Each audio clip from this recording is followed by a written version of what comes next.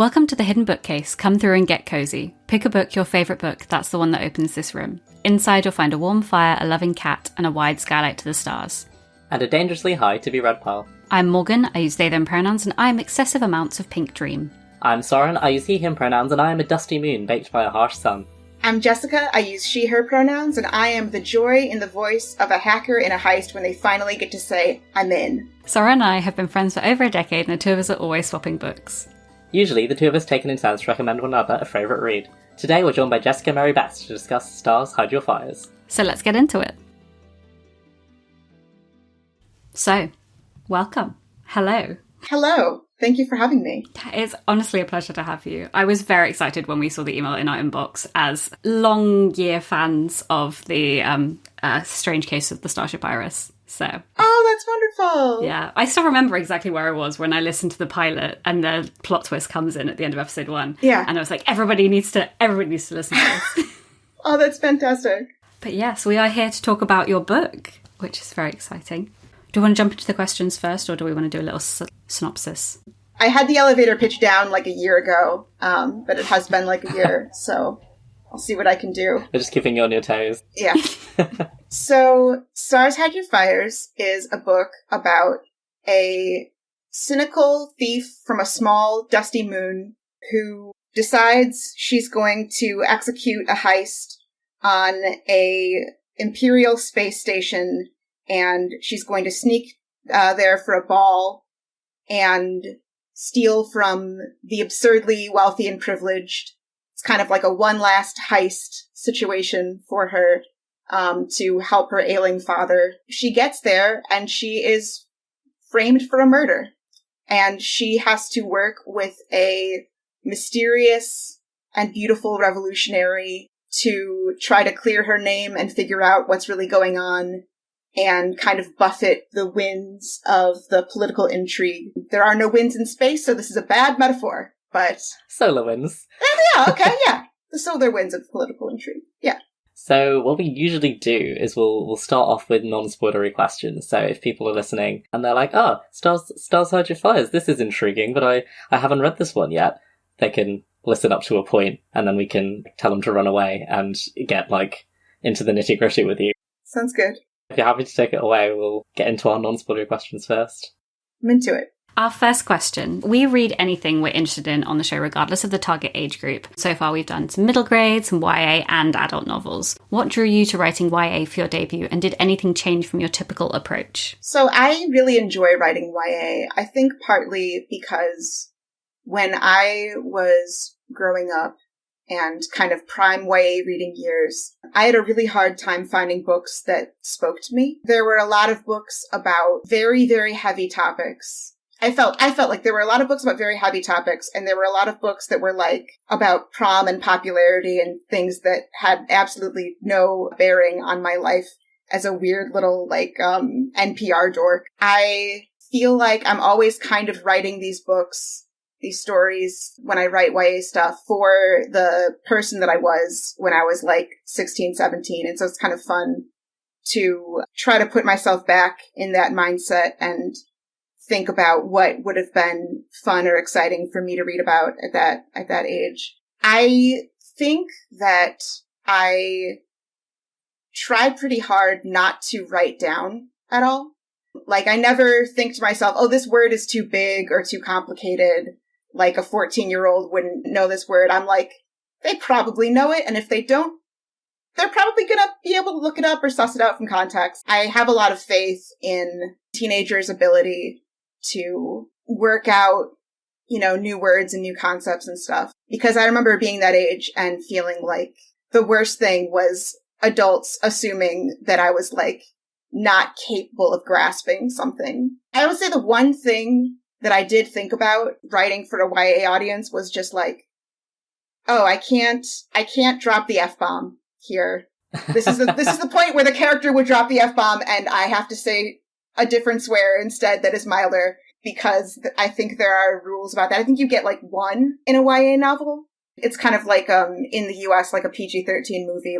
You gotta use your one F-bomb carefully, and then other than that, just kind of imagine a universe in which people cuss slightly less than they, in my experience, really do. We get some fun space words, yes, though, which I think are definitely a very good substitute. I was enjoying those. I had more initially, and then my editor was like, you cannot use this word. Like, it's too silly. I had one of the characters calling people a peduncle, which is a stem. I had looked it up for, like, the stem on a skin tag. I was, like, trying to think of what we use swears to do and say, and I was thinking, like, what's something that's, like, weird and gross and so would kind of fit in that, like, slightly taboo thing. And I didn't realize that peduncle just meant stem generally. And my editor was like, this is a fantasy swear word. This is not a sci-fi swear word. And so with great reluctance, my editor was correct. She generally is, but I did have to pull away from some of the sillier ones. Definitely enjoyed the ones that survived the cuts. Always a big fan of, like, how those can be used as world building to sort of see, like, what things are prioritized by a culture in sci-fi and fantasy. As we kind of already gushed a little bit about, you also create work in the audiodrama space, including The Strange Case of Starship Iris. Do you think that writing for audiodrama, or just writing for multiple mediums in general, really, has had an influence on your prose, your craft, your approach? I would say that I think there are things that audiodrama does really well just as a medium. And there are things that I think prose does really well as a medium, and they don't always totally overlap. Writing prose is exciting for me because I get to do stuff like have significant looks between characters. You can't really have two characters in an audiodrama. It would just be silence or like the wet sound of blinking. Like, it would be a little rough to listen to. Yeah. And like, there's some body language stuff that you can do with an audiodrama. Obviously, you can have people, shifting in their chairs or whatever, but a lot of those nonverbal shortcuts into how a person is feeling or what they're doing or trying to do, I really appreciate being able to do that in prose. Do you think it also has an influence on your dialogue?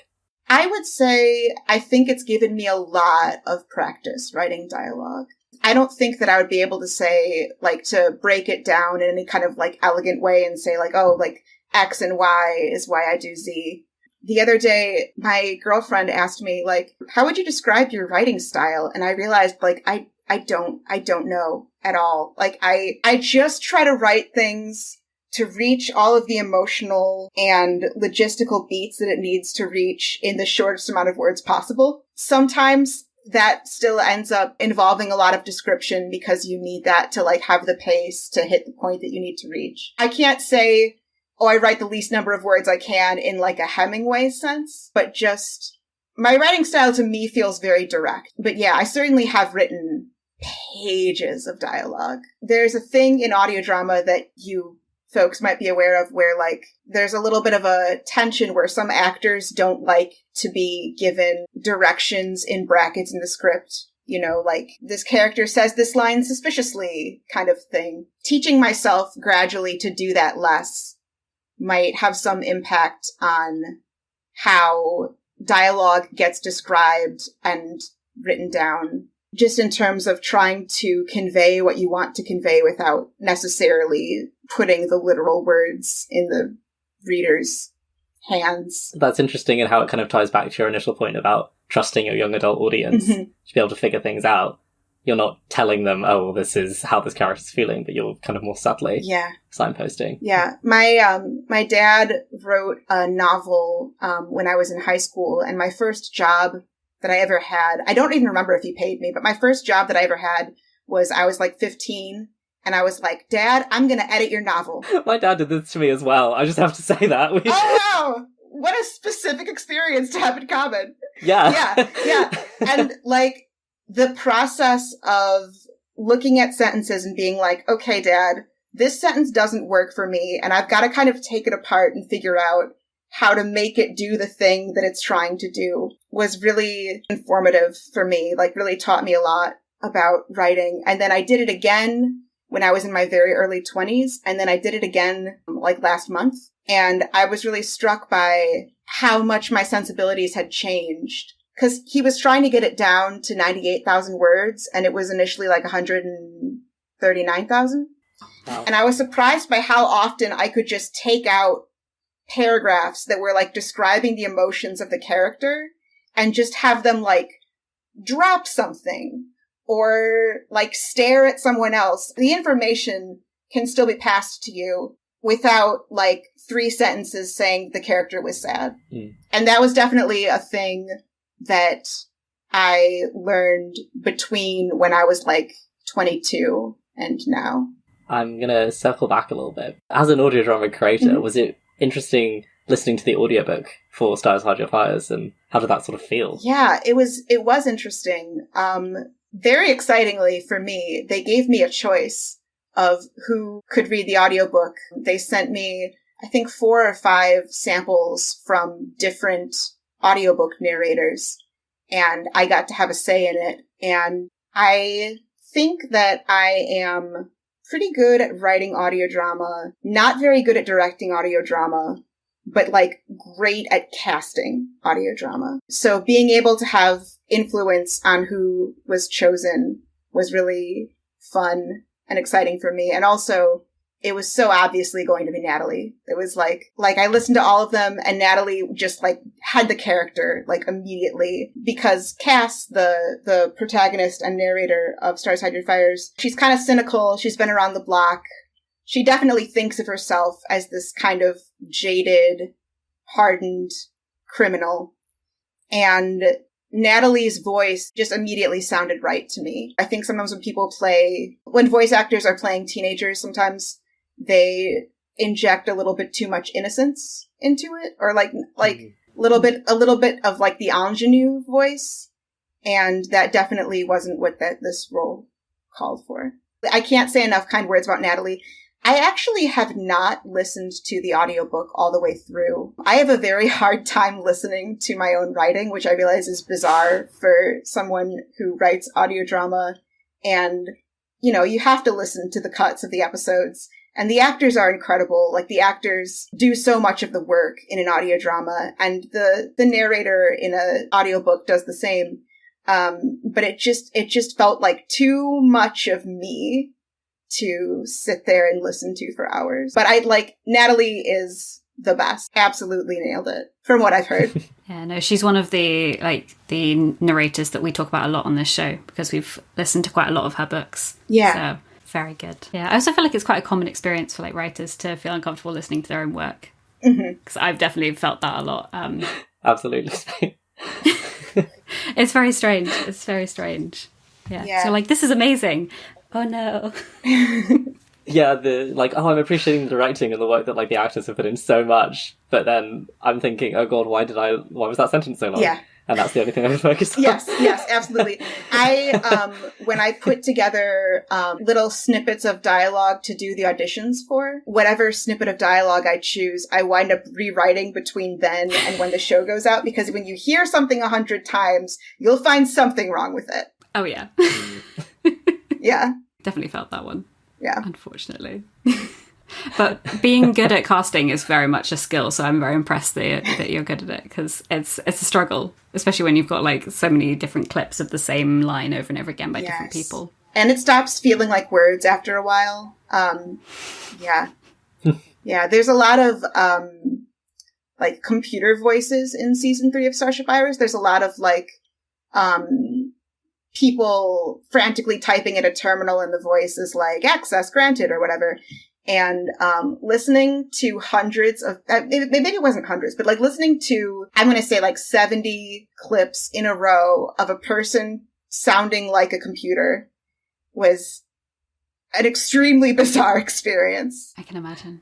And how do you even choose the best one about Yeah. Who sounds the most lifeless? Yeah. Yeah. A visual acting criterion. So, next question. We are big fans of fan fiction here at the Hidden Bookcase. We go on about it extensively, possibly too much for a fiction podcast, fiction book podcast. You've mentioned in previous interviews about the strange case of the Starship Iris that it originally began as a fan fiction. Was there anything you found particularly challenging or exciting about moving from fan fiction to original fiction? And as with writing for audiodrama, do you think that writing fanfiction has had an influence on your original work? You're very close, but Keep It Steady is the one that was inspired by fanfiction. Oh, sorry, that was on me then. That was my confusion. Spiritually, emotionally, it has a lot in common with fanfiction. I think Starship does, but Keep It Steady was the one that was literally an alternate universe about other characters. In retrospect, that does make a lot of sense. I can still answer the question because it's a good question. The fun thing about fan fiction, and so, okay, I'm going to back up further. I majored in creative writing in college. It was always what I wanted to do. In college, I really thought that I was going to write little humorous, touching essays like a David Rakoff or David Sedaris. I don't know why they're all named David, but like that kind of vibe. Then I graduated. I got a job in marketing that I didn't like after some flailing around. I graduated. I flailed around. I got a job in marketing that I didn't really like. Writing fanfic was what got me writing at all again. And it was so exciting. I think the experience of writing sometimes feels like sitting at the bottom of a well, and you care so much about the characters and you have so much heart invested in the story, and you're just like so alone in this feeling a lot of the time. For me, at least, it feels like such an ask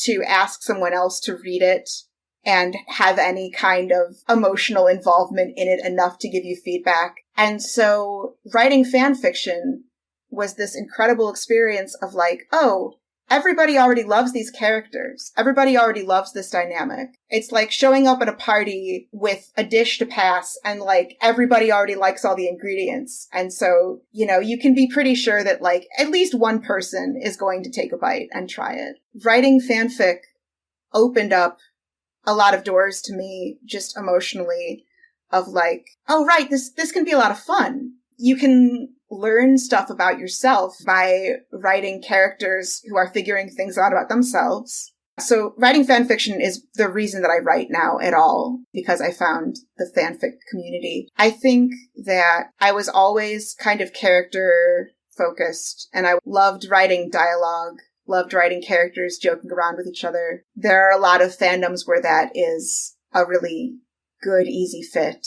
And I think it gave me a ton of practice kind of figuring out how to hit the emotional beats that you need to hit. And also, I think that because I, in particular, really like writing characters who are a little bit of an unreliable narrator about how they really feel, where they're like, I'm fine. And like, you can tell that they're not fine. That kind of approach gave me a lot of practice in writing body language stuff, which I had really struggled with previously. My joke with myself had been, if I could just write like a vapor, like a cloud, talking to another cloud, and they just only exist as these voices that are having snappy dialogue, like that's all I want. Writing in the fanfic space taught me that like people have bodies and faces, and that's actually really useful. I'm kind of into this vapor idea though now. I'm compelled by this concept. I mean... Yeah. Yeah. And as soon as you start writing, it's like, oh my God, people have limbs. People have faces. God, this is terrible. Yeah, and you have to like remember how often you've had a character like sigh or like scrub their face in their hands, because you can't have them doing that all the time because people will really notice. And then I have to stop and think like, what does my face do when I'm actually angry? And then I have to like make a bunch of faces at my computer, and it's deeply embarrassing. But I feel like one of the things I've learned as I've gotten older is that dignity is kind of overrated. A lot of the fun is in just being like, you know what? I'm going to have a lot of feelings at my screen, and then someone somewhere out there will be like, yeah, I get this. And that kind of makes it all worthwhile. I mean, I love that you mentioned that, honestly, because I think writers that came from fanfiction who we both enjoyed recently, like Freya Mask and Alexandra Rowland and Tamsin Ware, who are like open about, that being where they got their practice and where they got their start. I think you can tell that they're having fun. And then as the reader, you end up enjoying the work more for that. I think sometimes you read something and you're like, did you even have fun writing this? Were you writing to a brief? Were you writing to maybe, I don't know, conform to a popular trope and just to sell the books at the end of the day? Whereas, like, I mean, at least for me reading Stars Hide Your Fires, I was just like, this is such a romp. Like, and I feel like I felt that you had a good time writing it while I was reading it. Yeah, it was a ton of fun. Yeah. I guess kind of leading on to that, Speaking of what made it fun, one of the things about it that was so great was the banter and all of the comedic moments. But at the same time, you did like engage with some like quite serious themes with like nuance and gravity, like the classism and the trauma that Cass has to face, sort of having to sort of step up and look out for her father, etc. Was that challenging? And also, maybe do you have any advice for writers who are having that issue with their own work and trying to strike that balance for themselves? Yeah, that's a great question. I am one of those people who, my whole family is this way, that like we can be in the middle of the darkest experiences and think of a joke about it and be like, well, at least I have this joke about this now. And talking to each other and trading wisecracks about just horrible things that have happened. I was, this is such a tangent. I'm so sorry. I was mugged last month. A guy came up behind me and grabbed my purse, and I was like fighting back, and he started punching me in the face, in the eye and mouth. And like, I wouldn't say that as it was happening, I was thinking of jokes about it, but like definitely within the hour, it was like, man, the police are not laughing at my jokes. That's kind of a bummer for me. Oh God. And I'm fine. I should clarify. I'm fine. I'm glad to hear it. It was not a very scary mugging. He didn't seem to have a weapon. He was like not a physically intimidating person. He bit me on the arm. Wow. Which was a little memorable, I guess. But like, and so I was describing this to my parents later, and I was like, yeah, it was annoying that he was mugging me. And my parents were like, your emotion was annoyance? And I was like, yeah, it was just like, stop trying to take my purse and stop trying to punch me in the eye and face. Not places to be. I just think that, yeah, exactly. I was on my way to a psychiatry appointment. I was like, I don't need this. Now my whole session is going to be this. About now. Yes, exactly. And I think that life is just organically like that like, even when dark shit is happening, if your brain works in the slightly broken way that my brain works, which I think a lot of people experience this, like, there is some comfort in finding something to laugh about. And it gives you a little bit of a feeling of some ability to kind of reclaim what's going on a little bit of like, well, this will be a story later. And then you can kind of put it into a narrative and have some sense of like authorship over it. I will say this. The first draft of Stars Hide Your Fires was much heavier on trying to do the comedy beats. And my editor read the end of the book and was like, this needs to be like 60% less jokes than are in it right now. Because something that I realized about myself is that any time that I don't know exactly where something is going or exactly what I'm trying to do with it, I'm like, well, I'll make it funny, and then people will forgive me. I'll make it funny, and that's like my version of saying like, I'm sorry, man, I don't know. It's just gotta end this book somehow. Gotta land the plane eventually. And making it more serious was like the right call, and also one of the hardest things that I did in the book, because I think that it is often, I mean, it's like hard to tell a good joke, but it's also easier to lean into those impulses than it is to like get vulnerable or get really serious sometimes and say like, yeah, like, this really hurts the character. Like, this really is frightening for them. And they don't immediately have a witty punchline, because sometimes when you're in it, when you're being metaphorically punched in the eye and face, you're just in it. So I would say that it's something that I'm still working on a little bit. And that my editor really helped me a ton with it. I just realized I gave no advice at all. I think that it can help to look at the moments that you put levity into the way that you talk about things and think about things, and the moments where it just is devastating and real, and try to kind of, I'm not going to say that there's like a pattern to it, but like looking at the way that those two forces kind of interact with each other can teach you about trying to find the balance between them. And I guess arguably even if, someone listening might not have an editor, getting a second perspective, I guess, can always be useful, even if it's just from a writing partner or just a friend who's willing to read the work. Oh, yes, absolutely. Oh my gosh. Second perspective is everything. Starship Iris, the first 2 seasons, every time that I wrote a new episode, I would invite all my friends over. I would give them a lot of food and alcohol, and I would be like, all right, we're doing a table read. And we would sit around, everybody would take a part or two, and my friends would perform the whole thing. Then I'd be like, all right, like, what needs work? And then they would tell me in a lot of detail, and it was absolutely, like, the most useful way to, first of all, to just get any confidence in what was working. But also, a second reader is always going to see things that you don't see. Sounds like a lot of fun, honestly, as well. Sounds like a good evening. Oh my gosh, it was an absolute ball. Yeah, the pandemic and me, a lot of us moved, but the pandemic and everybody kind of scattering really made that impossible for the 3rd season, and I miss it. Yeah, it's a bit harder to lock people in on a Zoom call and be like, go. Yeah, it's not fun in the way that it is when you're all in the same room and eating the same food. Might have to adopt this tactic. I strongly recommend it.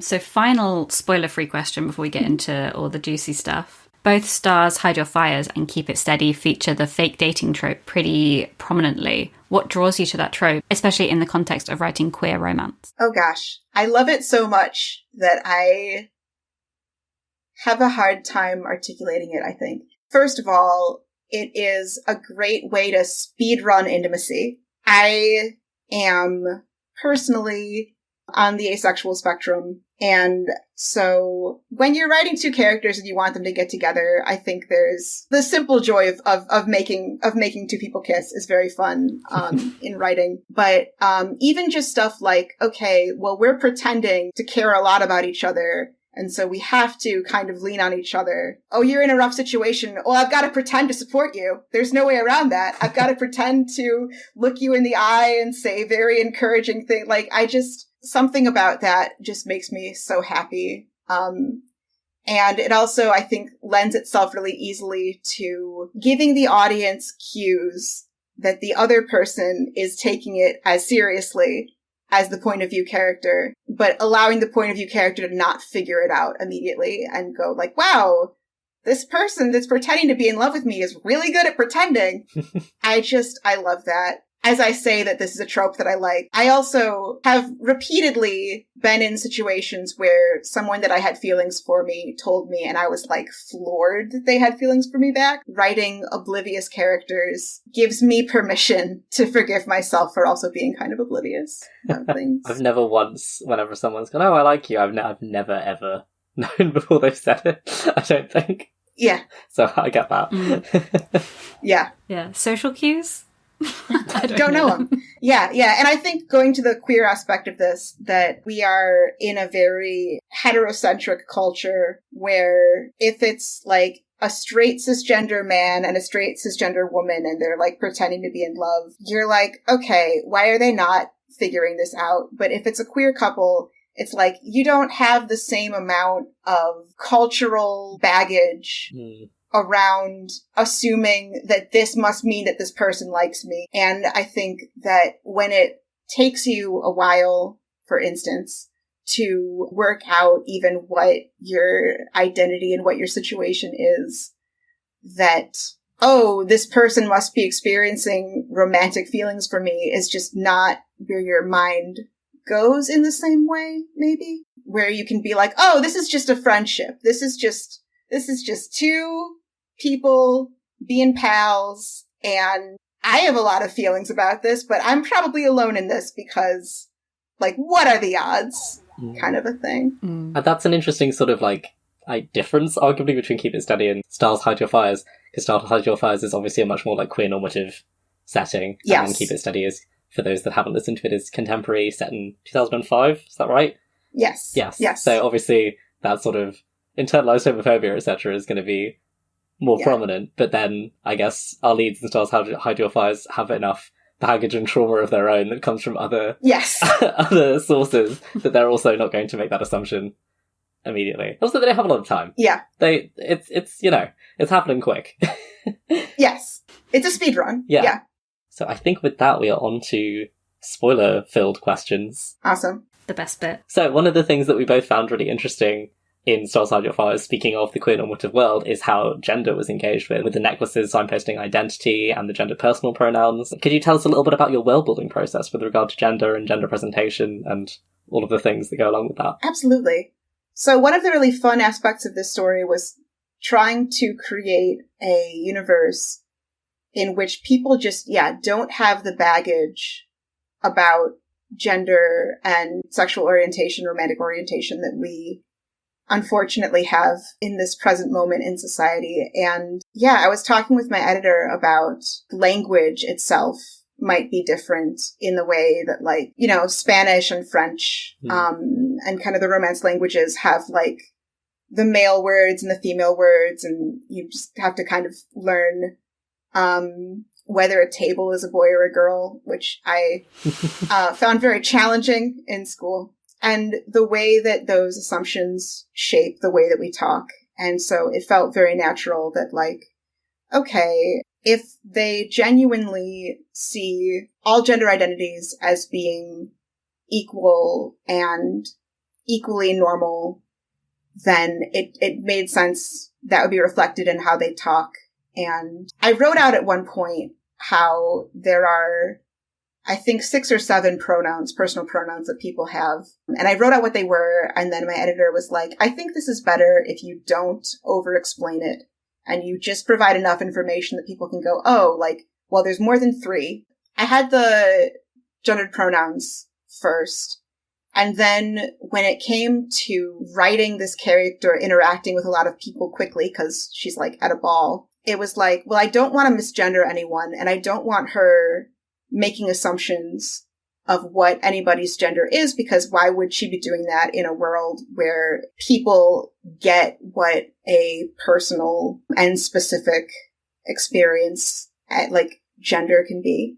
And we just kind of hit upon the idea of, like, I think originally it was going to be rings or bracelets or something, and then it was like, well, not everybody has hands or arms.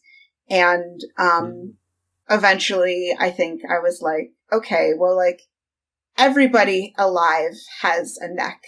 And so it seems like a necklace is, like, a pretty safe choice. And one of the things that I talked about with my editor was, like, okay, so this character is at this very fancy ball, and there are all these people, and obviously they're all dressed to the nines, but then there's, like, the servers who are setting out the food and stuff. And, like, typically if you're a server and you have some kind of jewelry, the boss or whoever, in my experience, will be like, oh, you've got to, like, hide that. Like, got to put your necklace on the inside of your shirt. Everybody's supposed to kind of look the same. And I was like, the idea of people being told, like, oh, you have to hide your gender markers. I mean, it's both a little too close to reality and also just, like, kind of too much of a bummer in a very specific way that wouldn't be fun to read. And so, I think the ultimate decision was, this is just so accepted and normal that nobody thinks about it in terms of whether or not somebody, like, has the right, quote unquote, in their workplace to do it. I don't think that the book ever specifies what all of the pendants are, but there are more than 3. So I liked the idea that, like, maybe somebody with a very specific gender is, like, coming up with a new shape and is like, I'm a rhombus today. And everyone's like, yeah, cool, okay. I personally got very excited when I did realize there were more than 3, because initially I was like, oh, okay, it's like the male-female non-binary thing, which I think that some spaces kind of fall into that trap of being like, we've just sort of gone away from the gender binary to the gender triumvirate. Yeah. So that was something that I was like, oh, cool, amazing. It's like, it's more nuanced than that. It's also, I feel like, another thing, just to go back to the audio drama versus prose thing. Obviously, one of the limits of audio drama is you can't say, oh, there are pendants that everyone in the scene can see, or you, like, when you're doing alien languages, you can't exactly, I mean, you can, but it's a bit hard to come up with entire alien language and then also communicate to the audience to show how it's communicating gender.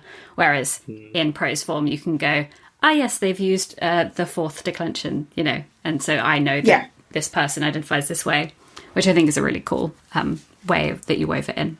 Absolutely. Thank you. Yeah, when I was saying absolutely, I wasn't saying, oh, absolutely, you are correct in praising me for this. I was saying absolutely in terms, I just want to clarify that. I was saying absolutely in terms of like, man, writing an alien language into your show is really hard. I don't think there was a way around it in Starship Iris because the space aliens in that show are such a prominent part of the world building and everything.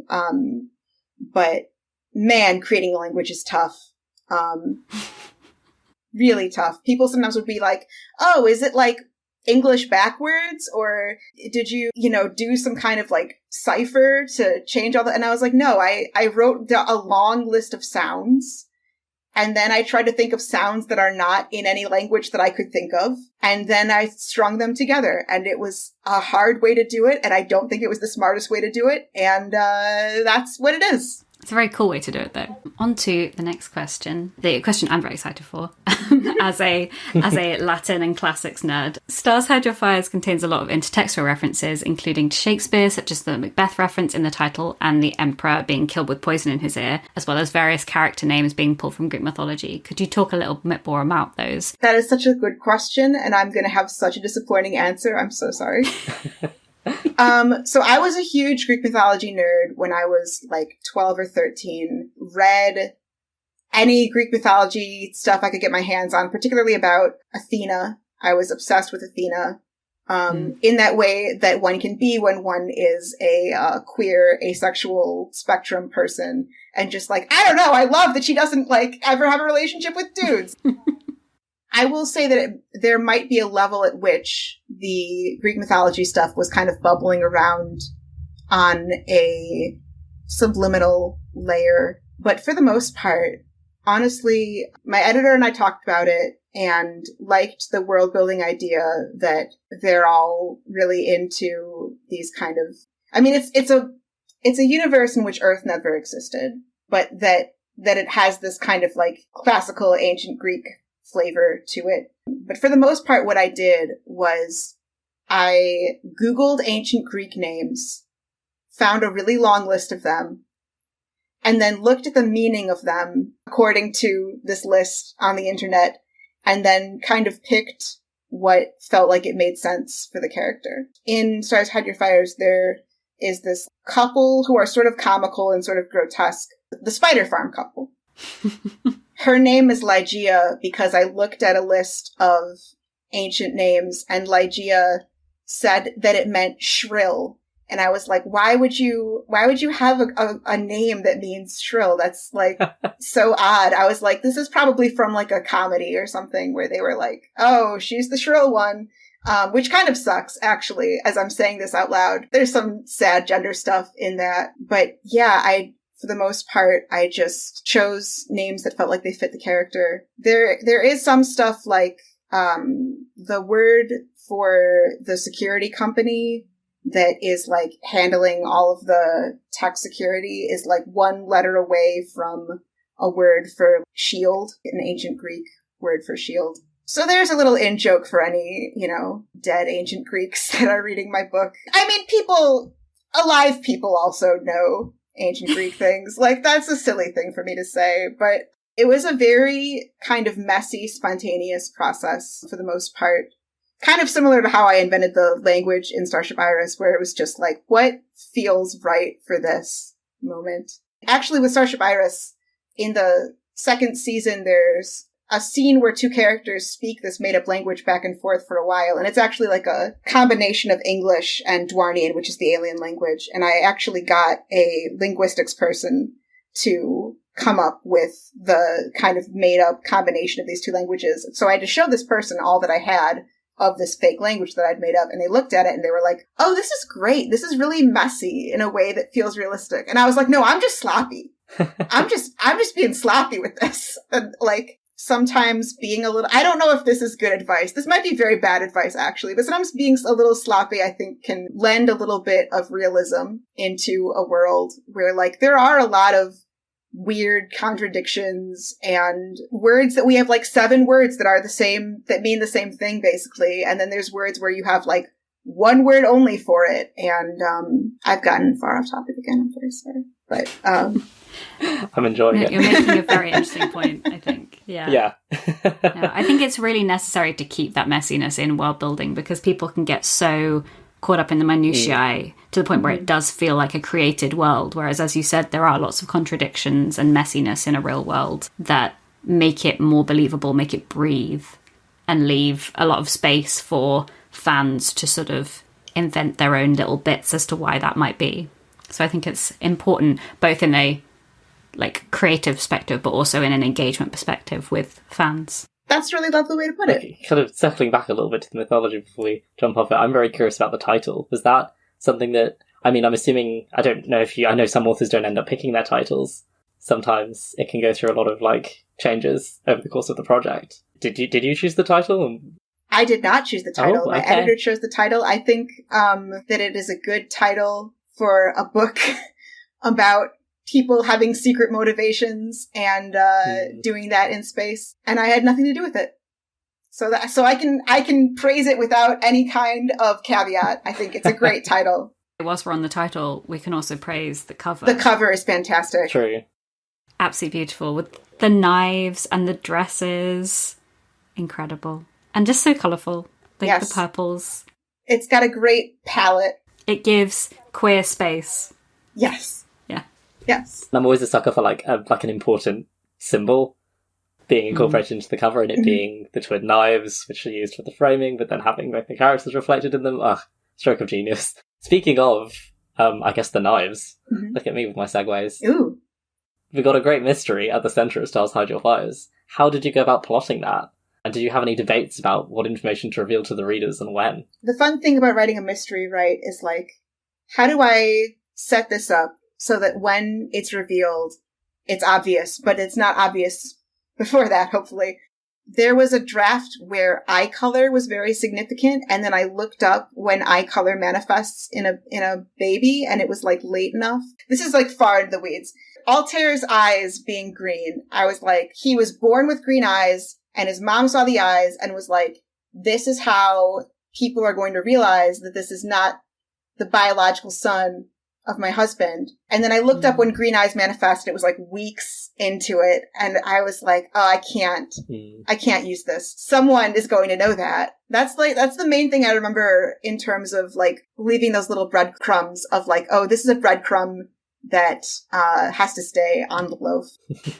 I think that in the very first draft, I think that Cass was a little bit more suspicious of Amaris and a little bit, when they're dancing together at the ball. In my very first draft, Cass is still kind of well, I could probably steal her jewelry. And my editor was I think it's maybe better if Cass is a little less on brand for herself in that moment of being a thief and a little more wow, this really pretty girl is dancing with, kind of lost in the sauce a little bit.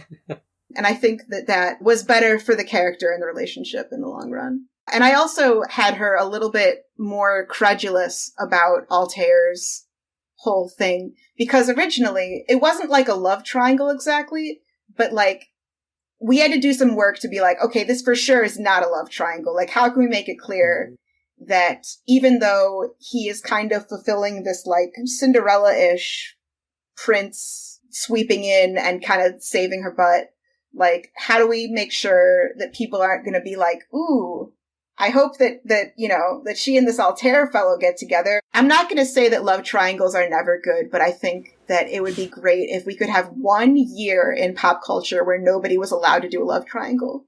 Just a year. I'm for that. Just a year, and let's see what happens. I guess especially in the young adult space, Altair's role feels very he's the prince, and also he hides that he's the prince. But I feel you did a really successful job. At no point was I are these two gonna kiss? I was no. Awesome. That's not the vibe here. Glad to hear it.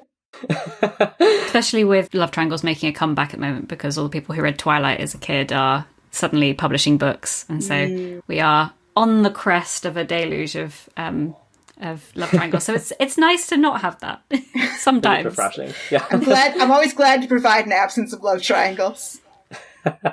Circling back to Altair, when you were plotting the mystery, how do you outline, I guess, or do you outline? Do you have a murder wall? Did you have a murder wall? Oh my gosh! Make a flowchart. Oh, I should have had a murder wall. That would have been easier.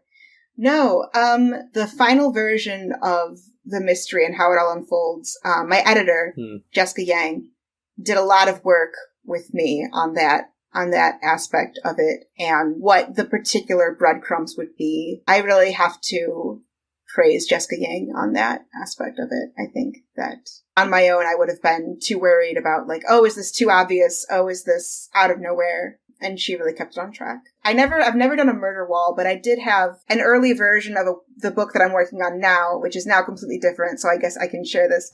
There was going to be a heist, and I had sticky notes plotting out the heist. I made the heist on like Jamboard, which is not a good heist. I think also is defunct now, but it's like, I was like trying to find a program, like a computer program where you could just be like, oh, this is my heist planning, like Scrivener, but for heists. And that doesn't exist, I don't think. So if anybody out there is a programmer and wants to make this very specific murder board adjacent product, I would definitely use that because Jamboard was very inefficient. You know, they're hard to outline. I'll be a customer for that. Yeah. Yeah. Because when you're writing a good heist, right, it's like, this is their plan A, and then this is what happens so that plan A is not a possibility. And then you have to notate that it gets very tangled. Final question. Stars, Hide Your Fires takes place over a very short space of time, yet you still manage to create great, believable chemistry between Cass and Amaris. Can you talk about how you went about building their relationship up on the page? That is a great question, and honestly, my main answer is fanfiction. I think that the figuring out how to balance the push-pull between two characters who are drawn to each other, but also are not just going to immediately kiss. I think the best way to stretch those muscles is just to write hundreds of thousands of words of fan fiction, which is what I did. And if I can get like into the weeds here, one of the specific fandoms that I wrote a lot in is Les Miserables, and particularly the like student characters. One of the main ships within the student characters in Les Miserables, at least like 10 years ago, was the like fiery revolutionary character and the very sarcastic, cynical character. And Stars, Hide Your Fires was not inspired by Les Miserables at all. Two totally separate things. But I had a lot of experience in writing specifically a jaded, cynical character who looks at someone who can imagine the world being more and is like, I kind of hate this because it's just going to disappoint me because the world is disappointing, but I also can't stop thinking about this. When I say that it didn't come from Les Mis, their dynamic was originally a little bit different, and my editor was kind of like, hey, what if like the cynical one was like a little more like this and the revolutionary one was a little more like this? And I was like, oh, this is exactly this thing that I've written hundreds and thousands of words of. Like, I think I can pull that off. Yeah. Yeah, I think writing two characters that are different in ways where there is something attractive to each of them about that difference, but also something that makes them hold back, for me is a really fun dynamic to play with, like always. I liked the idea of Amaris being this like super overachiever who has had this incredible amount of pressure and responsibility on her most of her life, and that with Cass, she can just like breathe for a second and be kind of silly or like sing imperfectly in the group sing-along, and that Cass is like, yeah, this is great. She's singing badly. I love it. And the idea that they can provide something for each other that neither of them had before. They fit together beautifully, I think. They feel very compelling. Thank you. I think that kind of brings us to the end. First of all, thank you so much for coming on again. Thank you again for having me. This was really fun. We had a great time as well, and also had a great time reading Stars, Hide Your Fires, which I somehow hadn't heard of. I'm not going to lie, it just like escaped my notice somehow, so I'm really glad that this alerted me to its existence, because as soon as I read the blurb, I was like, oh my god, yeah, for entirely selfish reasons, let's do this one, because then we get to read it. Yeah. So if people would like to come find you on the internet, ideally not in real life, how can they do that? I have a website, jessicamarybest.com, and I have a very sporadic I remember that I have it like every 4 months newsletter. If all other social media dies, I think that is probably one's best bet. And who knows, maybe all other social media will die. I thought Twitter would be Twitter forever, and alas. I am Jesser Best on Blue Sky and Instagram. My Instagram is just pictures of charcuterie boards that I've made. There's like nothing else on there. And sometimes I'll remember like, oh, I have a novel, I should say something about that. But otherwise, I guess at the end of the talk where we've just said a bunch of spoilers is a bad time to be like, and it's out now in paperback, but Stars Hide Your Fires is out now in paperback. I think that covers me.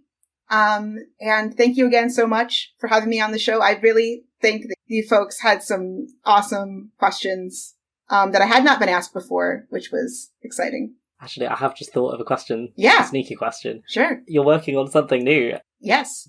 Is there anything that we get to know that you can share about it, really? Oh gosh. It is a dystopia set in a world where all the upper crust are kind of cosplaying like Regency era society.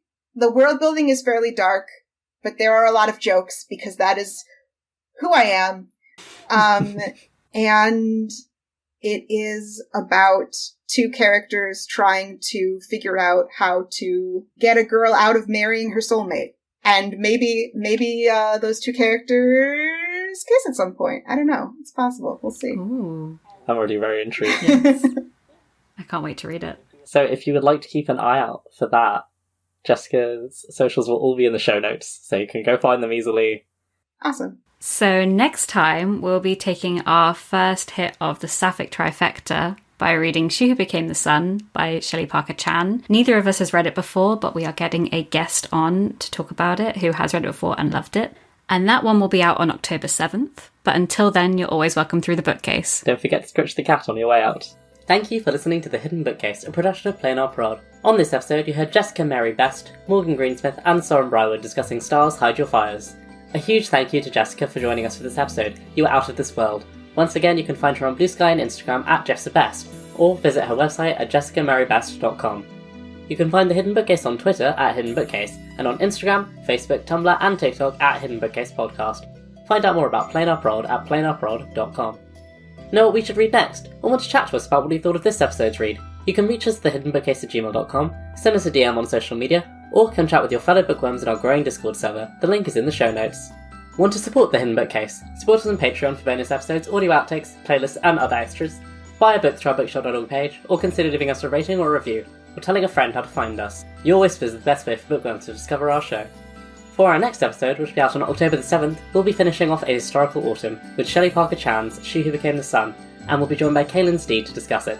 We hope to see you then, and in the meantime, you're always welcome through the bookcase.